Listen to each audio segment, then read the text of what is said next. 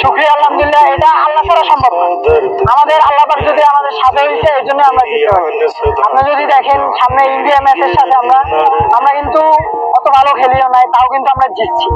আল্লাহ ছাড়া এটা সম্ভব না, এটা আমি বলবো, এটা আমরা কেউ করি না, একমাত্র আল্লাহ ছাড়া এটা আমাদের সম্ভব। আমাদের পক্ষে এটা সম্ভব না, এটা আল্লাহ ছাড়া কেউ করে। সত্যি কথা বলতে আগের বার 20-তে আমি ছিলাম, তো আমি আর কি কখনো ভাবি নাই যে ইন্ডিয়ার সাথে হারবো। তো হারার পর অনেক কান্না করছি।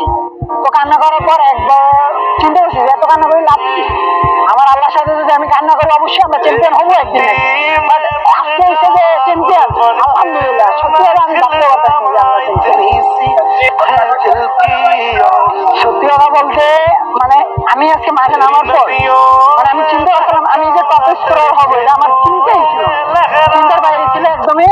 আমি চিন্তা করছিলাম যে আমার টিমটাকে আগায় নিয়ে যাওয়ার, বাট এখান থেকে একটা সেফ পিসে গোল করছে, এটা আমি বিশ্বাস করি না, এটা আল্লাহ পাক ছাড়া আমি করিই নাই, এটা আল্লাহ দিছে আমারে, এর জন্য আমি পারছি, তাছাড়া আমি সম্ভব।